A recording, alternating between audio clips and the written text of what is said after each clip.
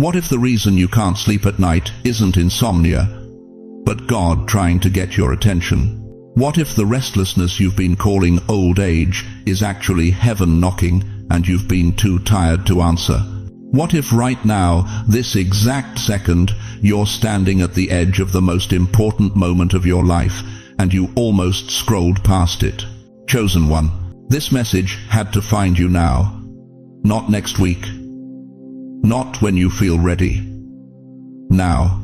Because heaven doesn't send warnings on your schedule, it sends them on His. You didn't stumble onto this video by accident. You didn't click this link because the algorithm got lucky. No. The Spirit of the living God interrupted your routine, paused your scroll, and placed you under this word. Because something in your life is about to shift. And ignoring it comes with a cost you can't afford to pay. I know who you are. You've been through more storms than most people even talk about. You've buried dreams, you've buried years, sometimes you've buried people you loved. You've prayed prayers that felt like they evaporated before they reached the ceiling. You've trusted God when your bank account said otherwise. You've stood when your body begged you to sit down. And you're tired. Not tired of God, tired of hype, tired of empty promises wrapped in spiritual language. You just want truth that actually holds when the house is quiet and the bills are due. So let me be clear with you, friend. If you ignore what God is whispering to you right now, you won't lose His love. You won't lose heaven. But you will lose the moment. The divine setup. The appointed time that was designed to break a 20-year cycle in your life. Consequence isn't damnation. Consequence is delay. Repeating what you should have graduated from, staying stuck when freedom was one obedient step away. Before we're done today, I'm going to show you 3 quiet ways God has been speaking to you this week, things you probably labeled nothing, and why ignoring them has kept you circling the same mountain. If you can, stay with me until the end. What you hear in the last 10 minutes may explain the last 10 years. And if you feel like this is already for you, if something in your spirit just said yes, type in the comments right now, Lord, I'm listening. Let heaven see it, let hell see it. Let your own heart see it. Thank you to every single one of you who has supported this message through super thanks. Your generosity means more than you know. You're not just giving, you're helping spread light to others who feel alone in their calling. Whether you give or not, I'm deeply grateful. Your presence here, your time, your attention, it all matters. Now listen, you are not forgotten, you are not late. But you are at a crossroads, and what you do next changes everything. Have you ever noticed that the heaviest battles you fight, nobody else can see? Have you ever wondered why you wake up exhausted even when your body got rest? Because something deeper than your bones is tired. What if I told you that the reason you've felt stuck for years isn't because you're weak, but because you've been fighting the wrong war, in the wrong place, with the wrong weapons? Listen to me, chosen one. Most of your war has not been in your body. It hasn't been in your marriage, your bank account, or your health. The real war, the one that's been draining you for decades, has been happening in your mind. And the enemy knew that if he could control your thoughts, he'd never have to touch your circumstances. Because a defeated mind will sabotage a blessed life every single time. You know what it feels like when your body is tired. You've worked hard. You've raised families. You've carried responsibilities that would have crushed weaker people. But this time, it's different. This time, it's not your back that's giving out. It's your hope. It's your expectation. It's that quiet voice inside that used to say, God's got something good for me, but now it barely whispers at all. And you can't quite explain it to anyone because it sounds like complaining. It sounds ungrateful. So you smile at church, you say you're blessed, but when you're alone, when the house is quiet and the TV's off, you sit there wondering, did I miss it? Did I waste my best years? Did God skip over me to bless someone younger, sharper, more connected? Let me tell you something that might shake you. That question, that exact question, is not coming from you. It's a planted seed. The enemy has been whispering it so long so quietly that you started to think it was your own voice. But it's not. It's spiritual warfare disguised as reasonable doubt. Think about it like this. When a house gets older, the foundation doesn't crack loudly. It cracks quietly. A little shift here, a little settling there. You don't notice it until the door won't close right, or the floor starts to slope. The enemy has been doing the same thing to you. He's been tapping at your foundation, your thoughts, your identity, your memories, hoping you wouldn't notice until the whole structure felt unstable. And what's the foundation he's been attacking? Your sense of timing, your sense of worth, your sense of whether God still sees you. You've been told you're too old, too late, too far behind. And every time you believed it, the enemy scored another victory. Not because it was true, but because you agreed with the lie. But here's what heaven wants you to know today. Moses didn't even start his real assignment until he was 80 years old. Abraham was 100 when Isaac was born. Sarah laughed at the promise because she thought her time had passed. And yet God still showed up. Not in spite of their age, but because of their faithfulness in the waiting. You haven't missed anything. You've been in preparation. And the reason the attack on your mind has been so fierce is because the enemy knows what's coming next. He knows that when you wake up to who you really are, when you shake off the lies and start believing again, you become dangerous, you become unstoppable. You become a weapon in the hands of God.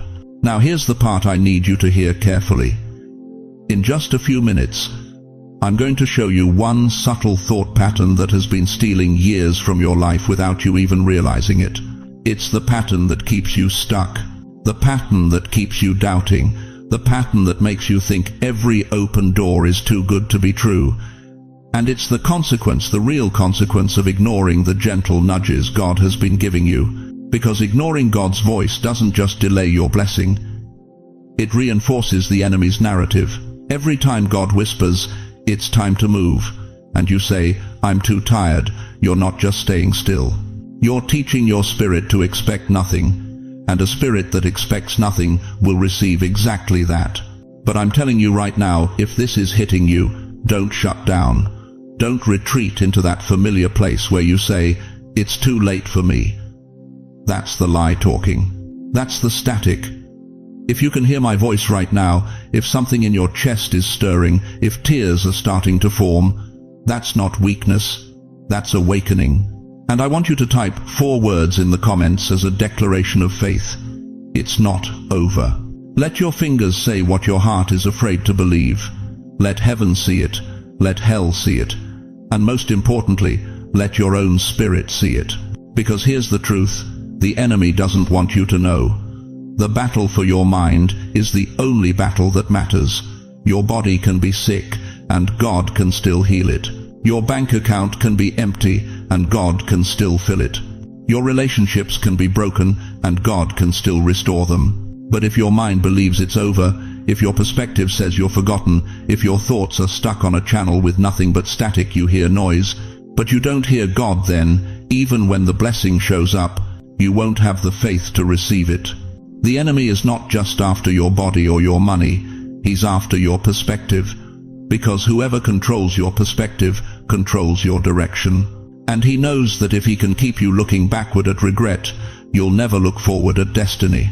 But today, that ends. Today, you take back control. Today, you stop partnering with the voice that says you're finished, and you start agreeing with the voice that says, "I'm just getting started." Because, chosen one, the war you've been fighting alone, you were never meant to fight it alone. And the reason this message found you today is because heaven is reinforcing you. God is repositioning your mind. And what you're about to step into requires a perspective shift so powerful that even you won't recognize the person you're becoming. So, let me ask you one last question before we move forward. Are you ready to stop surviving in your mind and start conquering? Let me ask you something that might sting a little. How many times in your life have you looked back and said, "I knew better. I felt something telling me not to do that. Why didn't I listen?" How many relationships could you have walked away from sooner if you had just honored that uneasy feeling in your chest? How many financial disasters, health crises, or broken friendships could have been avoided if you had obeyed the quiet voice that whispered, "Not this one, not now. Wait." You see, chosen one, when God warns you, He's not trying to scare you. He's trying to save you time, tears, and wasted years. Think about it like this. If you saw your grandchild about to step into traffic, you wouldn't stand back and scream at them from across the street. No, you'd move quickly, put your hand on their shoulder, and gently pull them back. Not out of anger, out of love, because you see what they don't see yet. That's exactly what God is doing right now in your life. He sees the 18-wheeler barreling down the road. He sees the trap the enemy set 3 months ahead. He sees the door you're about to walk through that leads to another decade of the same pain you just survived. And so He whispers, He nudges, He sends a message like this one to interrupt your day. But here's the part we don't like to talk about. When we ignore God's whispers, we often end up paying with what's hardest to replace: time, peace, and relationships. You can recover money, you can rebuild a house, but you can't get back the years you spent ignoring what God told you in 2005. You can't undo the damage done to your heart because you stayed too long in something God told you to leave. Let me show you something from Scripture that'll make this crystal clear. Think about Noah. God told him to build an ark when there wasn't a cloud in the sky, no rain, no storm, just a quiet instruction. And Noah obeyed before the crisis showed up. By the time the flood came, it was too late for anyone else. The door was shut. Think about Joseph in Egypt. God gave him a dream about 7 years of plenty, followed by 7 years of famine. Joseph didn't wait until the famine hit to start storing grain. He obeyed early. And when the crisis came, he didn't just survive, he saved nations. Think about Jesus warning Peter. He said, "Before the rooster crows, you will deny me 3 times. Peter didn't believe it. He ignored the warning, and when the moment came, he fell apart exactly the way Jesus said he would. Every single one of those warnings came quietly, before the visible crisis, before it made sense, before it felt urgent. And that's where most of us miss it, dear one. We wait until we see the storm before we start building the ark. We wait until we're broke before we start stewarding our money. We wait until the relationship explodes before we honor the red flags God showed us on day 1. But by then, we're not avoiding consequences anymore, we're managing them. Let me be even more direct with you. Right now, in your life, there is something God has been whispering to you about. Maybe it's a conversation you need to have. Maybe it's a habit you need to break. Maybe it's forgiveness you've been withholding. Maybe it's a person you need to distance yourself from. Maybe it's rest you've been refusing to take. You know what it is. You've known for weeks, maybe months, maybe years. And every time you ignore it, you think, "I'll deal with it later. It's not that serious. I've got time." But here's the truth. Scripture won't let us escape. Proverbs 29:1 says, "Whoever remains stiff-necked after many rebukes will suddenly be destroyed without remedy." That word "suddenly" should terrify us, not because God is cruel, but because delayed obedience creates compounded consequences. When we keep postponing what God told us to do, we don't just delay the blessing, we open doors for confusion, doors for regret, doors for repeated cycles we swore we'd never go through again. You may think you're just postponing a decision, but in the Spirit, every postponed obedience becomes an open door for the very thing you've been praying to be free from. Let me make this practical. How many people are sitting in hospital beds right now because they ignored the warning signs their body gave them 2 years ago? How many marriages are ending in divorce because somebody ignored the Holy Spirit when He said, "Talk to your spouse. Don't let this sit overnight"? How many grown children are estranged from their parents because forgiveness was delayed 1 year too long? Chosen one, time doesn't wait for your readiness. People don't wait forever. And some doors, once they close, don't reopen in this lifetime. That's not fear. That's reality. Ask God right now under your breath, "Lord, What have you been trying to tell me that I've been ignoring? Just ask, just that one sentence, and then be still enough to hear the answer. Because I promise you this, later in this message, I'm going to tell you one simple act of obedience you can do today, before you go to bed tonight, that will shift the atmosphere over your house. Most people will hear it and say, "That's too small." Don't be most people, because the consequences of ignoring God aren't dramatic. They're gradual, they're quiet, they're the slow leak that sinks the ship while you're sleeping. So now the question becomes, are you going to keep shrugging off what heaven keeps bringing up? Or are you finally ready to obey before the rain comes? Let me give you 3 signs that God has been trying to get your attention, and I need you to listen closely, because ignoring them doesn't just delay your destiny, it costs you something you can't get back. Time, clarity, peace, the very thing you've been praying for. Sign number 1, repeated themes. You keep hearing the same verse, the same phrase from different people who don't even know each other. You dream the same dream 3 nights in a row. You open your Bible randomly, and somehow it lands on the exact page you saw yesterday. It's like the same song keeps coming on, no matter what station you turn to. That's not coincidence, chosen one. That's God refusing to let you miss the message. Proverbs 1:24 says, "Because I have called and you refuse to listen, have stretched out my hand, and no one has paid attention." God doesn't play games with your future. When he repeats himself, it's because what he's saying is life or death for your next season. But here's the consequence of ignoring it: spiritual numbness. You start calling divine patterns just coincidence. You label heaven's persistence as random, and slowly, so slowly, you don't even notice your sensitivity dulls. Your discernment weakens. You become spiritually tone-deaf in a season when you need to hear him most. And 20 years from now, you'll look back and realize God was screaming at you in whispers, and you were too distracted to notice. So ask yourself right now, what theme keeps showing up in my life? What word won't leave me alone? Don't ignore it. God is not wasting his breath on you. Sign number 2, holy discomfort. You feel restless where you used to feel at home. That job you once loved now drains you. That friendship that once fed you now feels empty. Even certain habits, things that brought comfort, suddenly feel hollow, and you can't explain why. Listen to me carefully. This is not depression. This is not burnout. This is holy discontent. God is gently but firmly pushing your heart out of an old season because he's preparing you for a new one. Ecclesiastes 3:1 reminds us, "To everything there is a season, and a time to every purpose under heaven." But here's what breaks my heart. So many believers stay in places God has already left. They cling to relationships he stopped blessing 5 years ago. They fight to keep jobs he's been trying to move them from. They camp in seasons he graduated them out of. And the consequence?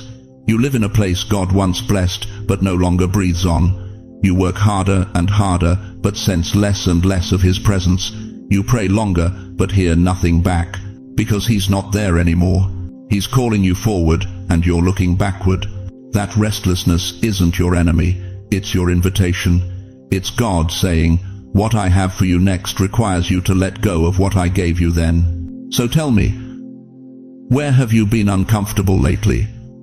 What have you been trying to force peace into that God is clearly removing his peace from? Stop fighting it. That discomfort is divine direction. Sign number 3, closed doors with no explanation. Prayers that seem unanswered, opportunities that collapse at the last minute, people you thought were forever who walked away without warning, doors that looked perfect until they slammed shut in your face. And you're left standing there asking, "God, why? I prayed, I believed, I did everything right." Here's what I need you to understand, chosen one. Isaiah 55:8 says, "For my thoughts are not your thoughts, neither are your ways my ways, declares the Lord." Sometimes God blocks what you want to protect who you are. Sometimes he closes doors, not to punish you, but to shield you from disasters you can't see yet. That job that didn't work out? It would have destroyed your health. That relationship that fell apart? It would have stolen your peace. That opportunity that vanished? It would have pulled you away from your true calling. But here's the consequence of ignoring this sign. If you keep forcing doors God has closed, you end up hurt in places where He tried to shield you. You push through barriers He put there for your protection, and you wake up 5 years later, broken, bitter, and wondering why God didn't stop you. He did. You just didn't listen. Revelation 3:8 says, "I have set before you an open door which no one is able to shut." If God closes a door, no amount of your effort will open it. And if He opens one, no devil in hell can close it. So stop breaking your knuckles on doors that won't budge. Stop begging people to stay who were only meant to pass through. God's no is protection. His closed door is mercy. Now, in just a moment, we're going to walk down 2 roads together. One road shows you what happens if you keep ignoring these signs. The other shows you what unfolds if you finally obey. And I promise you, you're going to recognize yourself on one of those roads. But before we go there, I need you to do something. Think about which of these 3 signs has been following you. Write it down. Don't just nod and keep scrolling. Capture it. Because the moment you acknowledge what God is saying, you activate His power to move in it. And hear me clearly, chosen one. You are not crazy. You are not over-spiritual. You are being pursued by a God who loves you too much to let you drift quietly into regret. He's been speaking. The question is, are you finally ready to listen? Chosen one, I need you to see something with me right now. Close your eyes for just a moment. Picture yourself standing in a long, dimly lit hallway. At the end of this hallway, there are 2 doors. Both are open. Both are waiting. And you're standing right in the middle, closer to one decision than you've ever been before. The first door, it's familiar. It's the one you've walked through 1,000 times. It's the door of delay. The door of, I'll deal with it later. The door of, I'm too tired right now. The door that whispers, tomorrow, next week. When things calm down, and listen, I'm not here to judge you for standing near that door. You've been exhausted, you've been hurt. You've been disappointed so many times that caution feels like wisdom. I get it. But let me tell you what's on the other side of that door. You wake up tomorrow to the same heaviness pressing on your chest, the same frustration with the same person, different day, same argument, the same financial pressure that's been haunting you for years, the same cycle of starting over, falling back, starting over, falling back. You tell yourself, I'll pray about it tomorrow. And tomorrow becomes next month becomes next year. And then one morning, you look up and realize 5 more years are gone. The people who needed your wisdom never got it because you stayed quiet. The book that was burning in your heart was never written.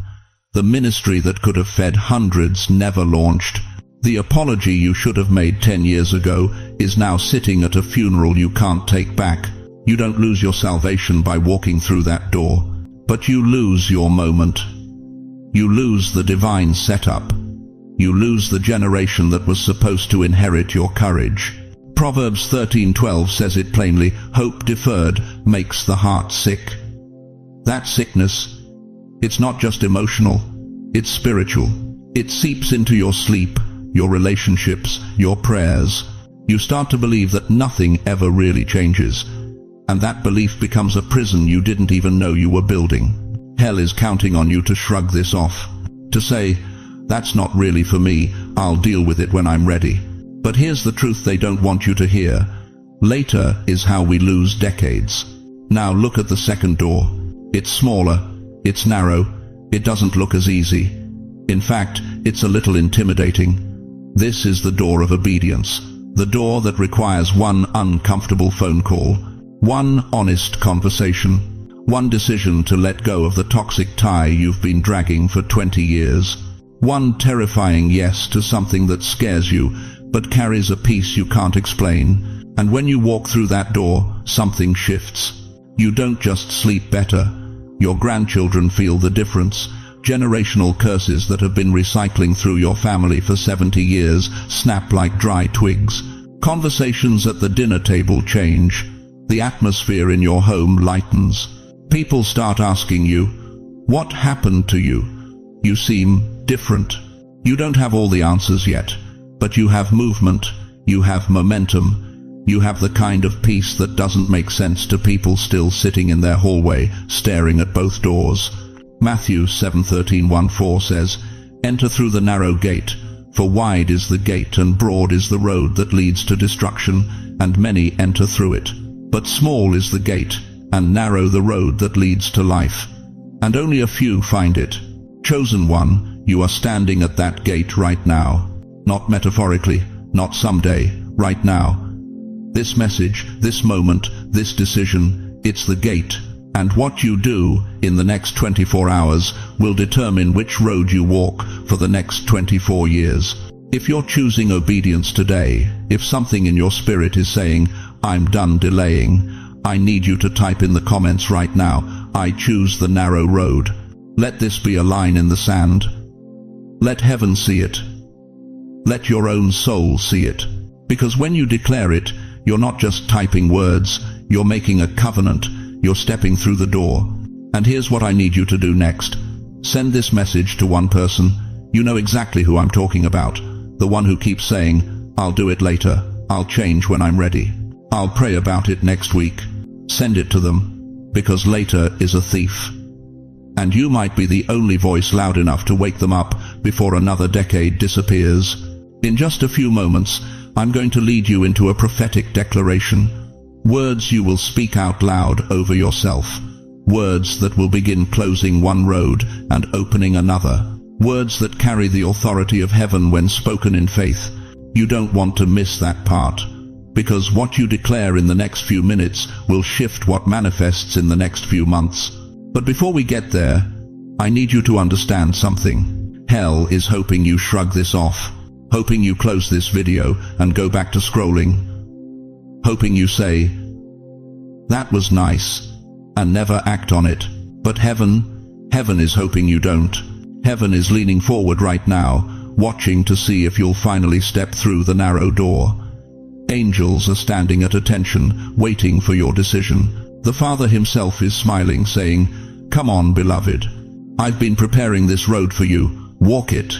You are not forgotten. You are not too old. You are not too late. But you are at a crossroads. And the question is no longer, what if I fail? The question is, what if I don't try? Let me ask you something nobody else will. How many times have you started to believe again, only to pull back at the last second because you remembered what happened the last time you hoped? How many prayers have you whispered in the dark, believing God heard you, only to watch the sun come up on the same broken situation? And how many times have you told yourself, "It's fine. I'm too old for miracles anyway"? I need you to hear me right now. That's not wisdom, that's scar tissue. You see, some of you don't lack faith. You're just protecting yourself from hope, because hope has hurt before. And when hope hurts, it doesn't just sting, it cuts deep. It leaves you bleeding in places no one can see. You prayed for healing, the sickness stayed. You prayed for your marriage, the papers got signed anyway. You prayed for your children, they walked away from God and from you. You prayed for provision. The bills kept piling up while the church kept asking for more. And somewhere along the way, you stopped expecting God to move. Not because you stopped believing He exists, but because you couldn't survive another disappointment. Let me tell you what happened. Somewhere between the unanswered prayers and the broken promises from people who claimed to speak for God, your heart built a wall. Not a wall against God exactly. A wall against expectation, against vulnerability, against the kind of wide-open trust that got you hurt in the first place. You've been betrayed by church leaders who took your money and your loyalty and gave you nothing but empty words. You've watched younger believers get the miracles you begged for. You've sat in services where everyone around you was dancing in breakthrough, while you sat there wondering if God even remembered your name. And now, you're here, older, tired, guarded. You tell yourself you've made peace with it. But peace doesn't wake you up at 3 a.m. with that ache in your chest. Peace doesn't make you scroll past testimonies because they hurt too much to watch. That's not peace, that's resignation. And here's the lie you've been living with. It's too late. Too late for the dream, too late for the healing, too late for the breakthrough, too late for God to surprise you. But let me take you to the Word. Abraham was 100 years old when Isaac was born. 100. Sarah laughed in God's face because the promise sounded ridiculous at her age. And God said, "Is anything too hard for the Lord?" Genesis 18:14. Elizabeth was barren and well along in years when she conceived John the Baptist. Luke 1-7. The angel didn't apologize for the timing, he announced it. Simeon was ancient when he held baby Jesus in the temple. He'd been waiting his entire life for that moment. And God didn't bring it early. He brought it exactly when it mattered most. Luke 2:25-32.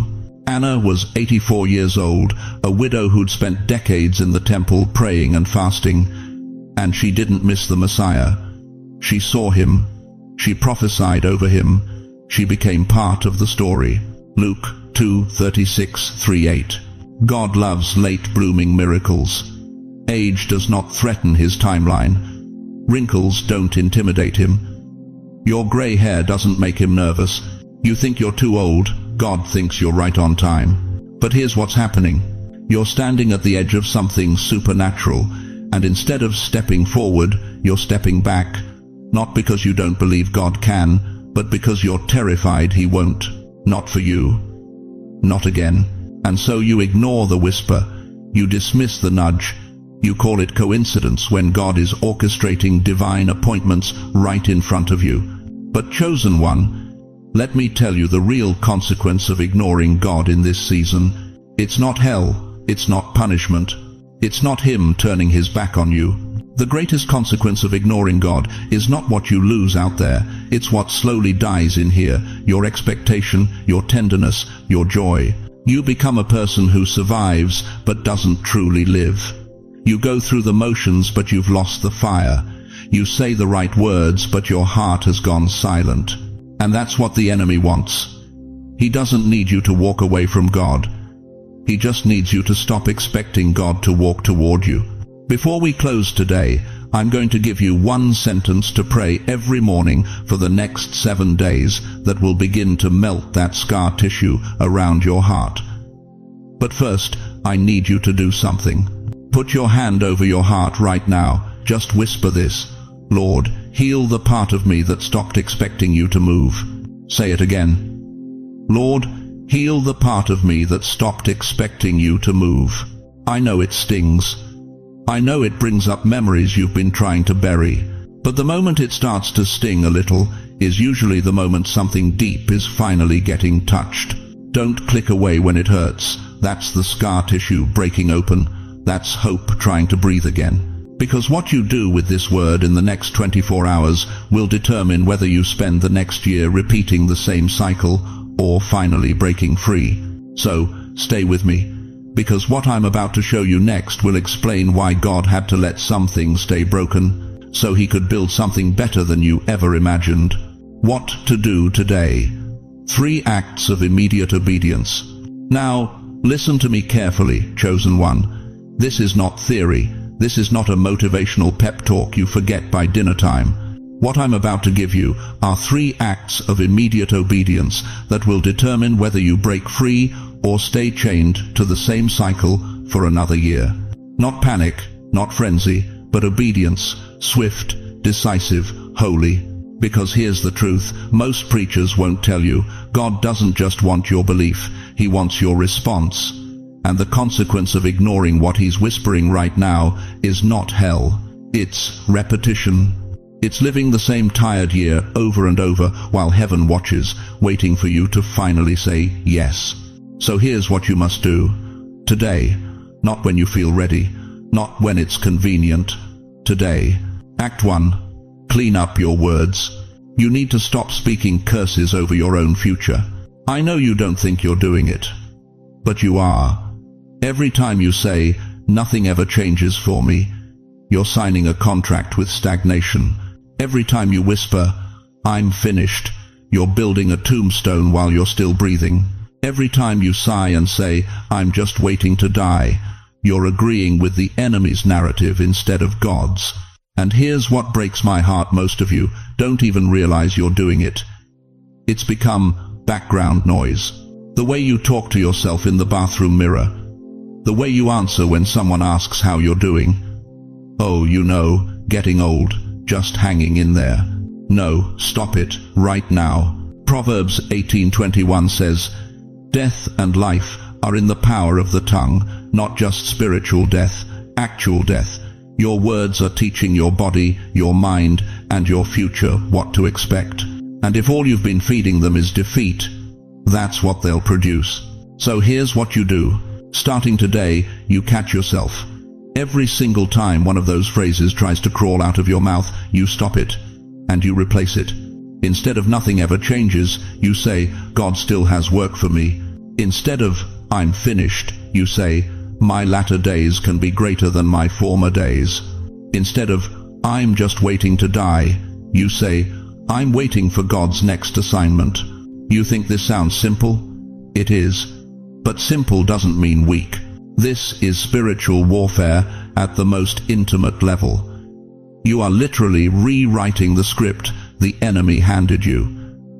And when you do this consistently for 7 days, you will feel something shift inside your chest. Because your words don't just describe your life, they create it. Now, if you're still speaking death over yourself a year from now, don't wonder why nothing changed. You had the key, you just refused to turn it. Act 2. Make one overdue decision. There is something you've been avoiding, and you know exactly what it is. It's that manipulative relationship you keep tolerating because you're afraid of being alone. It's that doctor's appointment you've been postponing because you're terrified of what they might find. It's that letter of forgiveness you need to write, not for them, but for you, even if you never mail it. You've been circling this decision for months, maybe years, and every time you ignore it, you lose a little more of yourself, a little more strength, a little more hope. Let me tell you something that might sting. The consequence of ignoring this decision is not that God abandons you. It's that you stay in the same emotional prison for another 365 days. Same pain, same weight, same exhaustion. Haggai 1-5 says, "Give careful thought to your ways." God is asking you to stop, look honestly at what's keeping you stuck, and make the hard call. Maybe it's cutting off that so-called friend who drains every ounce of peace from your spirit. Maybe it's finally cleaning out that room you've been avoiding since your spouse passed. Maybe it's picking up the phone and saying the words you've rehearsed 1,000 times but never spoken. Whatever it is, do it this week, not next month. Because delayed obedience is still disobedience. And every day you wait is another day the enemy gets to keep you paralyzed. You've survived too much to let fear win now. Act 3. Create a listening space. Here's what I want you to do. And I'm going to be very specific because this is for you, the one who's been begging God to speak but can't hear him through the noise. Choose a chair, a corner, a porch, somewhere in your home that can become sacred. No TV, no phone, no distractions. Just you, a small notebook, and a pen. For the next 7 days, sit there for 10 to 15 minutes. That's it. Not an hour, not some marathon prayer session, just 10 minutes. And here's all you do. You ask one question, out loud. Lord, what are you saying to me today? Then you wait. And you write down the first gentle nudge. The first thought that feels different from your own voice. It might be a name. It might be a memory. It might be a single word like rest, or forgive, or go. Don't judge it. Don't overthink it. Just write it down. Psalm 46:10 says, "Be still, and know that I am God." Most of you have never truly been still in your entire life. You've been busy, you've been dutiful, you've been responsible, but still, never. This is your chance. And I promise you this, by day 7, something inside you will have changed. Not because of magic, but because you finally gave God room to speak without competing with the noise. If you're willing to do these 3 things, clean up your words, make one overdue decision, create a listening space, then write in the comments right now, I will not ignore his voice. Let heaven record your yes. Because here's the truth that will set you free. You are not a victim of time. With one obedient yes, you become a partner with the God who owns time. And when you partner with him, everything shifts. Let me ask you something that might sting a little. When you look back over your life, and I mean really look back, do you see a story worth telling? Or do you see a graveyard of missed chances, broken promises, and decades you wish you could redo? Because here's what I know about you, chosen one. You've been carrying something heavy. Not just in your body, though I know your knees ache, and your back reminds you of every year you've lived. No, you've been carrying something heavier than physical pain. You've been carrying the weight of regret. You replay the moment you said yes when you should have said no. The job you took that destroyed your family. The marriage you stayed in too long. Or the one you left too soon. The words you said that you can never take back. The silence you kept when you should have spoken up. And somewhere along the way, you started believing a lie. That because you made mistakes, you're disqualified. That because you're older now, you're irrelevant. That because your body is slower, your purpose is over. But what if I told you that's not God's voice? That's the enemy whispering in the language of regret, trying to convince you that your best years are behind you, and all you have left is to sit quietly and wait to die. Let me walk you through something right now. I want you to think of your life like an old brownstone in Brooklyn. You know the kind, 5 stories, creaky stairs, rooms that hold 100 years of history. Some rooms are beautiful, some are dark. Some you haven't opened in decades because it hurts too much to remember what happened there. Let's walk through those rooms together. Don't rush, just notice. There's the room of your childhood. Maybe it's filled with laughter and Sunday dinners. Or maybe it's filled with the sound of yelling, the smell of alcohol, the feeling of being small and scared and invisible. You survived that room. You didn't just live through it, you survived it. Then there's the room of your early adult years. The mistakes you made when you thought you knew everything. The people you trusted who betrayed you. The dreams you chased that turned to dust in your hands. The addictions that almost killed you. The shame you've never spoken out loud. You survived that room too. Now, walk into the middle-age room. The disappointments that piled up like unpaid bills. The promotion that went to someone younger. The kids who grew up and left and barely call. The marriage that became more silence than conversation. The diagnosis that changed everything. You survived that room. And now, here you are in the final room. The one where your body doesn't move like it used to. Where names slip from your memory. Where you feel like a burden instead of a blessing. Where you wonder if anyone even notices you anymore. But listen to me very carefully.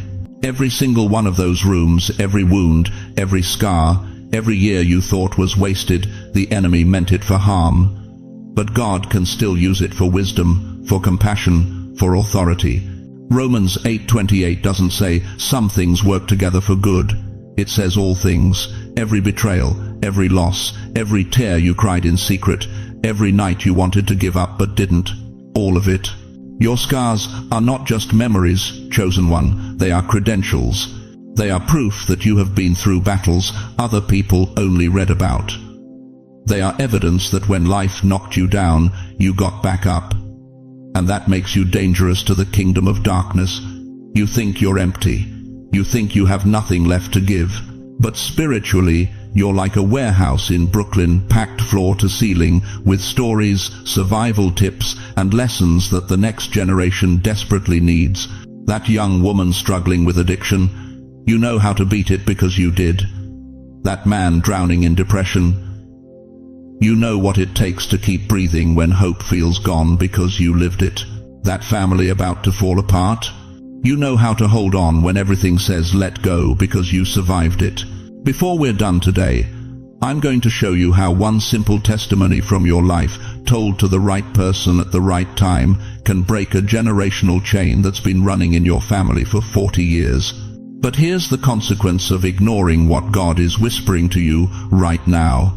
If you stay silent, if you keep telling yourself your story doesn't matter, if you let regret convince you to take your wisdom to the grave, a lifetime of survival, of resilience, of hard-won faith dies inside you instead of being planted in somebody else. And when that happens, the people who needed your story the most will repeat the same cycles, make the same mistakes, and carry the same chains you broke because you never told them how you got free. So right now, I want you to do something. Write down 3 things you've survived that other people didn't. 3 rooms in your life you walked out of alive when others didn't make it. Then pray this: Lord, show me how to use what I survived. Because chosen one, nothing in your life was wasted. Not one tear, not one year, not one scar.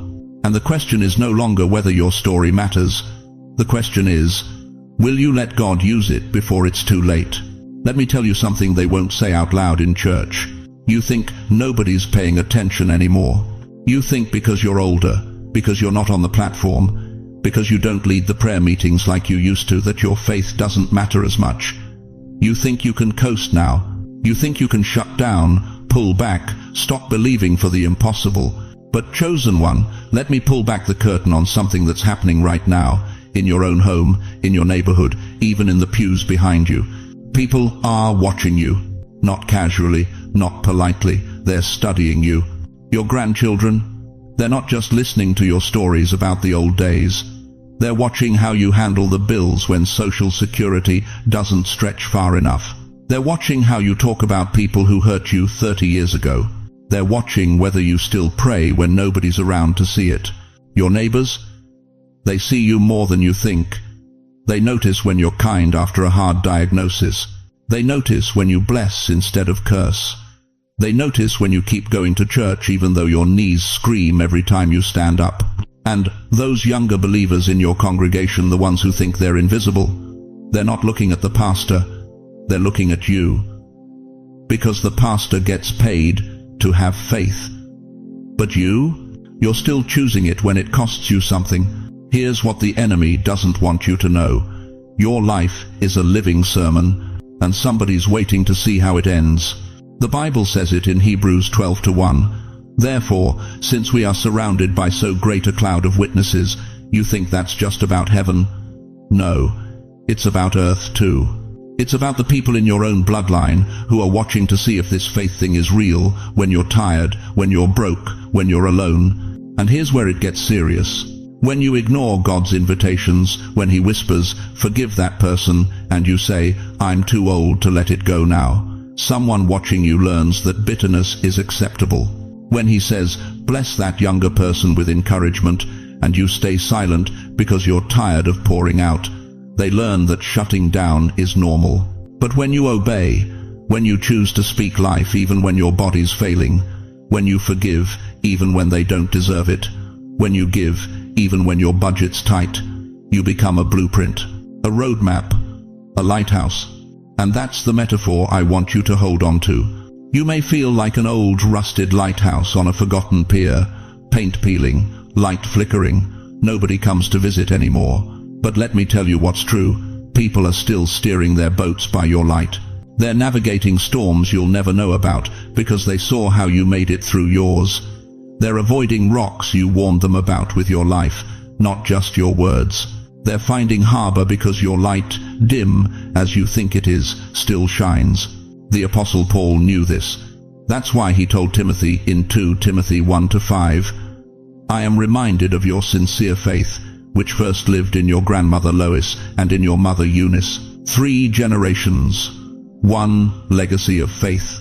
Because somebody didn't quit when it got hard. And right now, whether you feel it or not, you are that somebody. Your obedience in this season, your choice to keep praying, keep forgiving, keep believing, it's not just about you anymore. It's generational. It's setting a standard. It's giving the next generation permission to believe that God is still faithful when you're 70, 80, 90 years old. But here's the flip side, and I need you to hear this. When you give up, when you let cynicism win, when you stop speaking blessings and start rehearsing complaints, you teach them that faith has an expiration date. You teach them that God's promises work until you hit a certain age, and then you're on your own. Is that the legacy you want to leave? The enemy wants you to believe your life is small, isolated, insignificant. He wants you to think that what you do in the quiet of your living room, in the silence of your heart, doesn't matter. But heaven knows the truth. Your life is being watched, and someone's salvation, someone's breakthrough, someone's decision to keep going might depend on how you finish. Stay with me, because in just a few minutes, I'm going to ask you to do something that's going to feel small, but will shift both your future and the future of someone younger than you. I'm going to ask you to speak one blessing out loud to someone in your home, on the phone, or even in prayer, and watch what heaven does with it. But first, I need you to acknowledge this truth. Type this in the comments if it's you. Someone is watching my faith. Not to pressure you, not to make you perform, but to remind you your obedience is bigger than your feelings. Your faith is bigger than your fatigue. And your light, old, flickering, rusted as you think it is still guiding ships to shore. So, here's my question for you, chosen one, before we move forward. Are you going to let them see you quit? Or are you going to show them how a child of God finishes strong? Listen to me carefully. There is a difference between hesitation and delay. And most of you don't know which one you're living in. Hesitation says, "Lord, I'm scared, but I'm listening." Hesitation is honest. It's trembling, but it's still moving forward. Hesitation doesn't ignore God, it wrestles with him, like Jacob at the river, like Moses at the burning bush. That's hesitation. But delay? Delay says, "I heard you, God, but I'll deal with it someday." Delay isn't fear. Delay is refusal wrapped in procrastination. And some of you have been living in someday for 15 years. You've been telling yourself you'll call that family member and apologize when the time feels right. You've been telling yourself you'll leave that toxic relationship when you're stronger. You've been telling yourself you'll forgive when it hurts less. You've been telling yourself you'll step into that calling when you're more prepared. But here's the truth you need to hear tonight. There is no perfect time. There's only obedience or disobedience.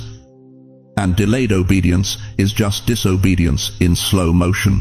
Proverbs 27:1 says, "Do not boast about tomorrow, for you do not know what a day may bring." You don't have the luxury of someday. None of us do. Tomorrow isn't promised. And the longer you wait, the harder your heart becomes. Let me be blunt with you. Every time you say, "I'll do it later," you're training your spirit to treat God's voice like background noise. Every not yet puts another layer of dust over your calling. Every excuse builds another brick in the wall between you and your destiny. You think you're being cautious. You think you're being wise. But what you're actually doing is teaching yourself not to obey. And listen, this isn't about condemnation. This is about liberation, because I know you. I know the weight you carry. I know you've been hurt. I know you've been disappointed. I know trust doesn't come easy anymore.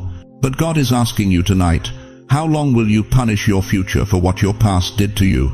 How long will you let fear sit in the driver's seat of your life? How long will you let unforgiveness keep you chained to people who don't even think about you anymore? Some of you know exactly what I'm talking about right now. You know the phone call you need to make. You know the conversation you need to have. You know the thing you've been holding on to, in fear that God told you to release years ago. And you've convinced yourself it doesn't matter anymore. That it's too late, that the moment passed. But let me tell you what's really happening in the spirit. Every act of delayed obedience creates a spiritual callus on your heart. It makes you just a little bit harder, just a little bit less sensitive, just a little bit more comfortable, ignoring God's voice. Hebrews 3:15 warns us, "Today, if you hear his voice, do not harden your hearts." Not tomorrow, not next week, not when you feel ready. Today, because here's what the enemy knows that you don't. If he can get you to delay obedience long enough, he doesn't have to stop you. You'll stop yourself. You'll become so used to saying not yet that eventually you won't even hear God calling anymore. The voice that once stirred your spirit will become just another thought you dismiss, another nudge you ignore. And that, chosen one, is the real consequence of delay. Not lightning from heaven, not immediate judgment, but a slow, quiet fading of the fire that once burned inside you. You stop dreaming, you stop expecting, you stop believing that anything can change, and you settle into a life that's safe, predictable, and spiritually dead. Is that what you want? Is that how you want your story to end? Because I'm telling you right now, you are not too old to begin again, but you are too cold to keep putting it off. Moses was 80 when God called him to lead a nation out of slavery. Abraham was 75 when God told him to leave everything and go. Sarah was 90 when she gave birth to the promise. Your age is not the issue, your obedience is. So let me ask you something, and I want you to answer honestly, not out loud, but in the quiet of your heart. What is the one thing God has been asking you to do that you keep postponing?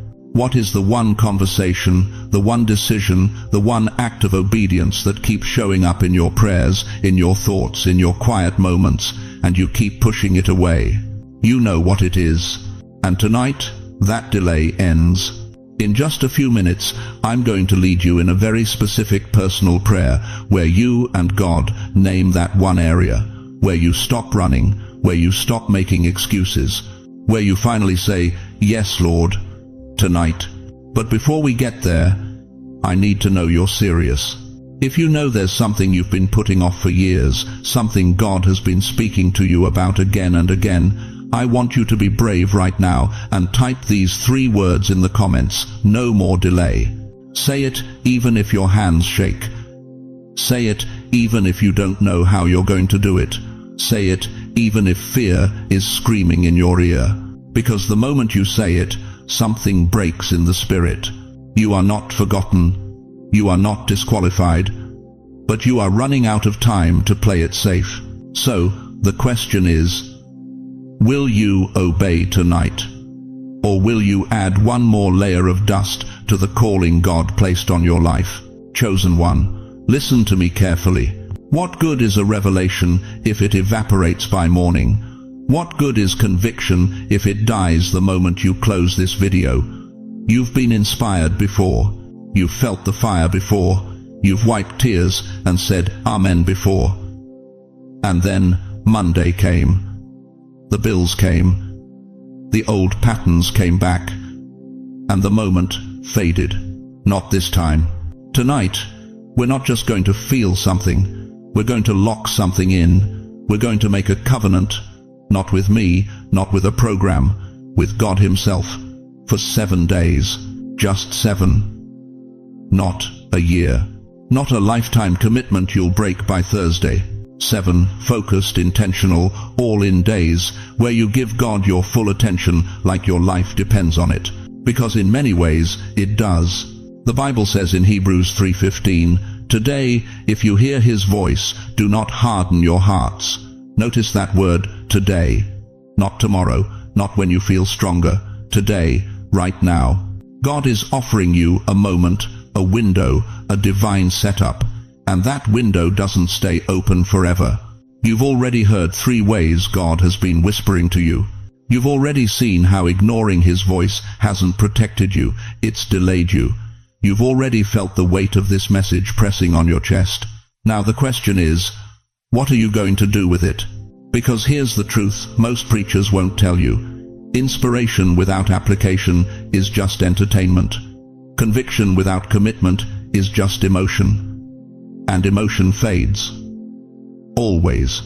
It fades when the rent is due. It fades when the pain comes back. It fades when someone betrays you again. What you need isn't just a good feeling.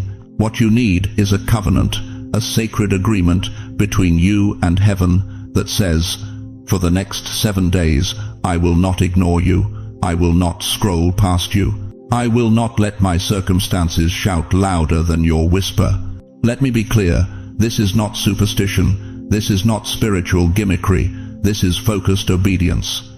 God doesn't need 7 days to move, but you need 7 days to relearn how to listen. You need 7 days to rebuild the muscle of attention. You need 7 days to prove to yourself and to hell that you are still capable of following through. So here's what I'm asking you to do. Every single morning for the next 7 days, before you check your phone, before you turn on the news, before you start worrying about what didn't get done yesterday, I want you to speak that one-sentence prayer out loud. Lord, don't let me miss what you're doing in my life right now. Say it out loud. Let your ears hear it. Let the atmosphere hear it. Let every demon assigned to distract you hear it. Every day, I want you to sit in that listening space we talked about. 10 to 15 minutes. No distractions, just you, your notebook, and God. Write down what you hear. Even if it's one word. Even if it's a name. Even if it's just peace. Write it down, because what you document, you remember, and what you remember, you can act on. Sometime within these 7 days, you are going to make that overdue decision, the one you've been avoiding, the phone call you've been postponing, the letter you haven't written, the appointment you've been too afraid to schedule. You know exactly what I'm talking about. Stop lying to yourself and saying you don't.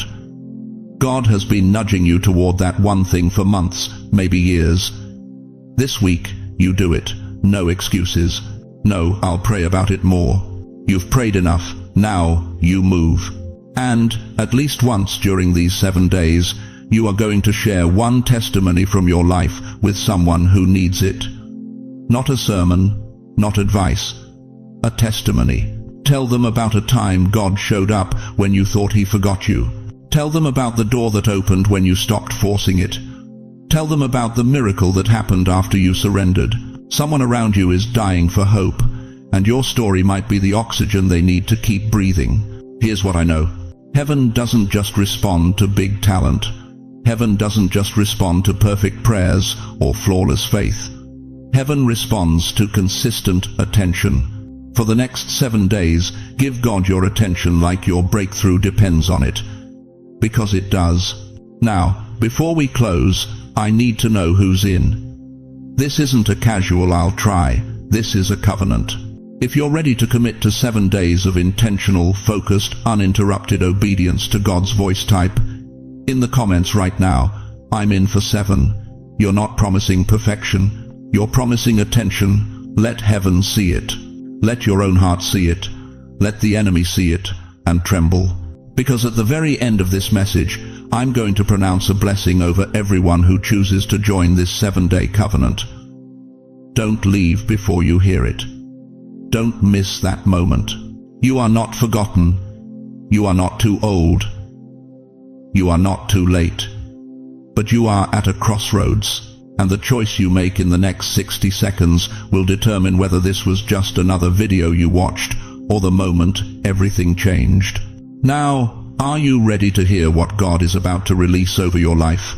Now listen closely, because what I'm about to tell you will shake the way you've been seeing yourself for decades. Some of you right now, you see yourself as the tired grandmother whose children moved away and forgot to call. You see yourself as the retired worker who built someone else's dream for 40 years and got a cheap plaque and a handshake. You see yourself as the forgotten veteran who gave your body to a country that doesn't remember your sacrifice. You see yourself as the sick body lying in bed at 3 a.m., wondering if anyone even notices you're still here. You look in the mirror and you see wrinkles, you see scars, you see age spots and gray hair and a body that doesn't move like it used to. You see someone who missed their chance, someone who's already lived their best years, someone the world has labeled obsolete.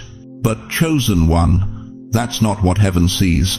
In the spirit realm right now, this very second, heaven sees a warrior who survived multiple demonic attacks and refused to bow. Heaven sees a carrier of generational wisdom that younger people desperately need but are too proud to ask for. Heaven sees a watchman standing at the gate of your family, interceding when everyone else is asleep. Heaven sees a living epistle, written not with ink, but with the scars of survival and the tears of endurance. You are not a leftover. You are not an extra. You are not the background character in your own story.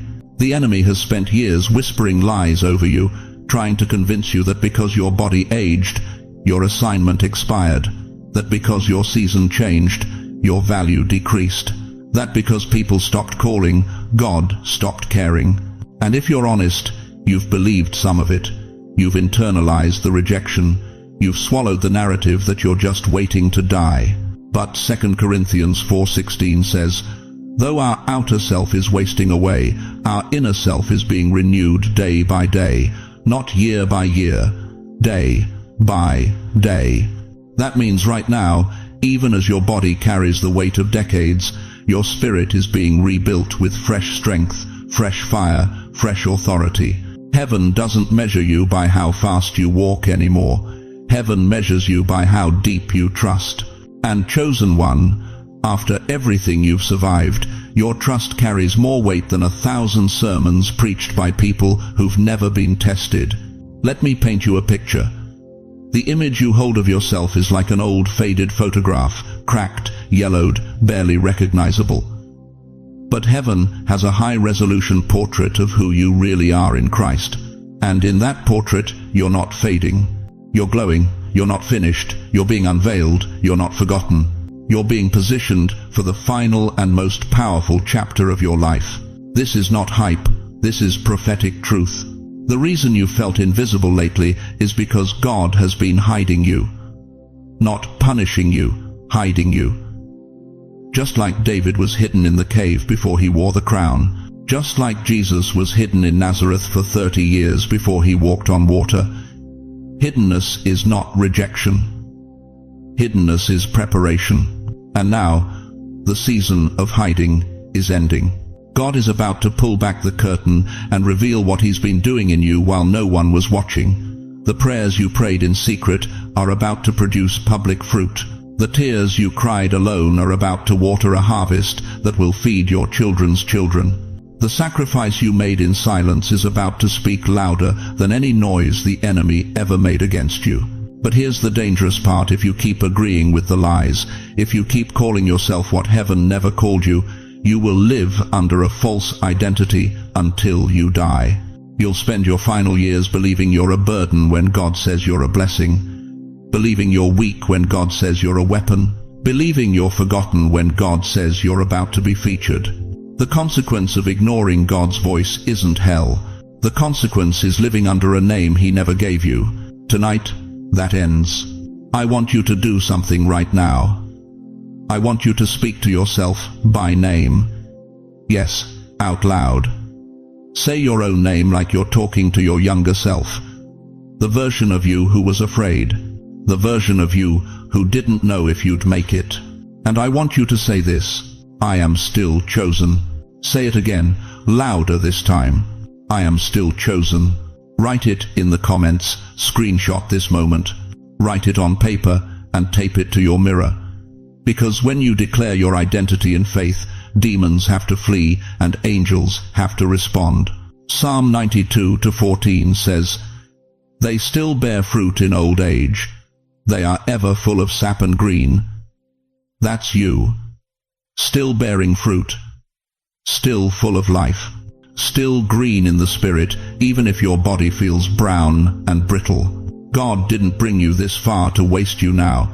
He didn't sustain you through hell just to shelf you in heaven's waiting room. You are not done. You are not useless. You are not invisible.